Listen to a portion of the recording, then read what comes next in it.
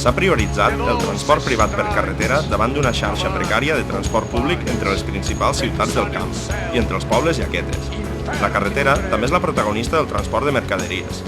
Encara que el port de Tarragona no para de créixer, tot i ser superat en volum pel de València, el transport de mercaderies continua fent-se majoritàriament també per carreteres.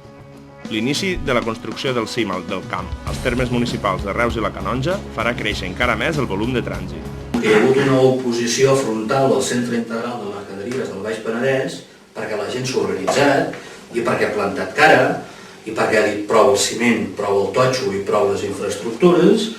Doncs resulta que hi ha una zona molt maca i molt gran i en principi no susceptible de que hi hagi un rebuig important, que és el polígon de la zona de l'Alcamp, evidentment, parlo del triangle Pla de Santa Maria, Valls i la Rodona Nulles, on l'Incasòl està comprant a raó de 14 milions d'hectàrea.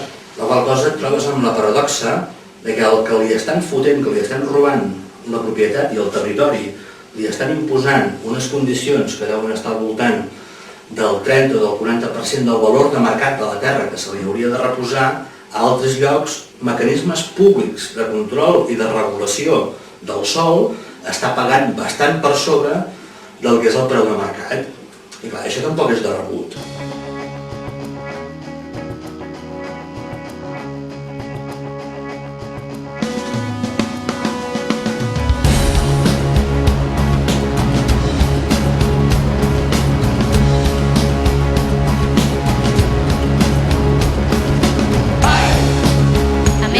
El poble de la Canonja quedarà encaixonat entre el CIM, l'autopista i la petroquímica, però no és l'única víctima. Després que s'hagi paralitzat el projecte del CIM del Penedès, sembla que la Generalitat vol construir un segon CIM al camp. En aquest sentit, l'interès de la Confederació d'Empresaris de la Província de Tarragona, la CEPTA, per la creació d'una zona logística a l'Alt Camp, que volen ubicar entre el Pla, Alió i Valls, fa pensar que podria acollir part dels serveis que es volien establir al Baix Penedès. Així doncs, un cop més ens toca el rebre.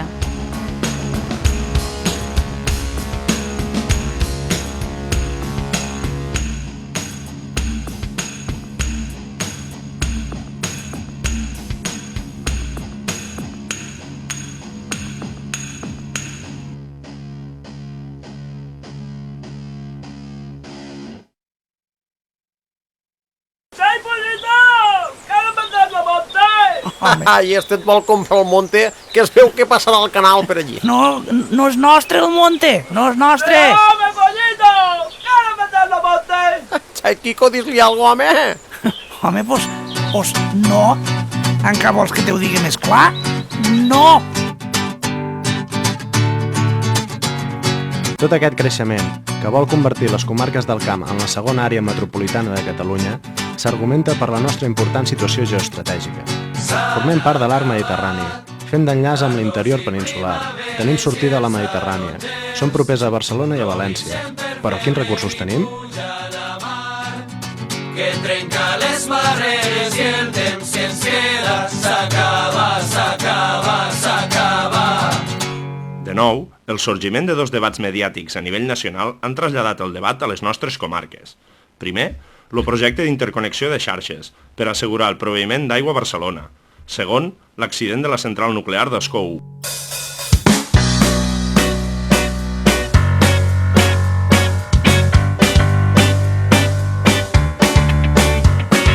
Comprendre en marcha, matar de fam, ya no es suficiente el sistema, la bullaca, matar de calor y morirse de sed y ahora diuen que tots són culpables. Mentre ells fan negoci de l'escalfament, caradures, putrefactes, ja no ens queda una altra que anar a per ells.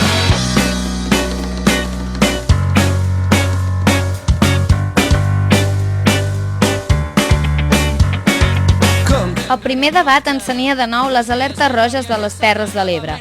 El fantasma del transvasament reviscolava amb més força que mai. Els antics opositors ara eren els principals promotors. La gent de les Terres de l'Ebre es trobaven sols, però no n'eren les últimes víctimes. Naixia la Catalunya enganyada.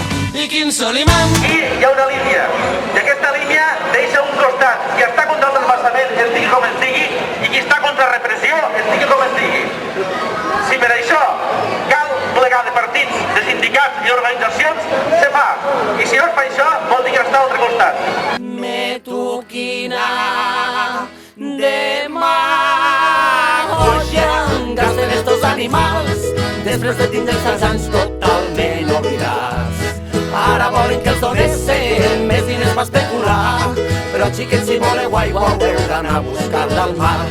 Les nostres comarques compten des dels anys 80 amb un mini transvasament d'aigua de l'Ebre. Des de llavors, les institucions no han mogut ni un dit per resoldre aquest greuge amb aquelles terres. Ans al contrari, l'oferiment d'aigua del camp a Barcelona ha estat un insult, no sols per la gent del camp, sinó també per la de l'Ebre. Els nostres rius estan morts. El riu Gaià és assassinat a l'embassament que Repsol va construir al Catllà, provocant que aquest no arribi al mar. El francolí és víctima constant de les fuites de residus del complex petroquímic, i la seva salut és més que qüestionable. Els nostres aqüífers estan secs, contaminats i o salinitzats. No podem permetre que els interessos privats continuïn guiant la gestió dels nostres recursos naturals. Tot i les pluges, l'alerta roja de l'Ebre no s'apaga, però els tímids anuncis de recuperació dels nostres aqüífers i rius continuen apagats. El nostre dèficit continua. Que aquí no se toca un litro, que s'ha hagut de fa molts anys, que qui va contra natura acaba el lòbul escaldat, que el delta és la nostra vida i l'Ebre la nostra sang.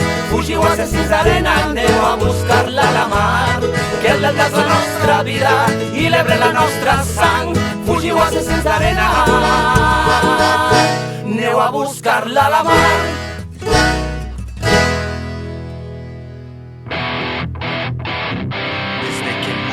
L'accident d'Escó 1 no va poder ser amagat. Un cop es descobrí la magnitud de l'accident, tota l'atenció es centrà en aquella població de la Ribera d'Ebre. Però encara és hora que es publiquin estudis rigorosos sobre l'efecte d'aquestes centrals a les persones que vivim a pocs quilòmetres. A més, les centrals nuclears catalanes, Vandellòs, Ascó i Cofrents, no paren de ser els tristos protagonistes de constants incidents i accidents que posen en qüestió les seves mesures de seguretat. S'haurà de repetir un tancament com el de Vandellòs per garantir la nostra salut i seguretat? Per si no fos prou, la central tèrmica de Vandellòs, que no fa ni un any que es va inaugurar, ja s'ha hagut d'aturar per substituir un dels dos generadors. Menys d'un any de vida i ja ha tingut el primer incident. I ara volen construir un cementiri nuclear per acollir tots els residus nuclears de les centrals de l'Estat. Aquests episodis posen de manifest la manca de seguretat d'aquestes instal·lacions i la poca transparència informativa. La proliferació de noves centrals sense significar el tancament de les antigues continua engrandint el gran desequilibri territorial que patim les comarques centrals dels països catalans. El camp consumeix menys del 15% de l'energia que s'hi produeix. La resta va parar a l'àrea metropolitana de Barcelona, significant la presència de línies de molta alta tensió, la pèrdua d'energia en el seu transport,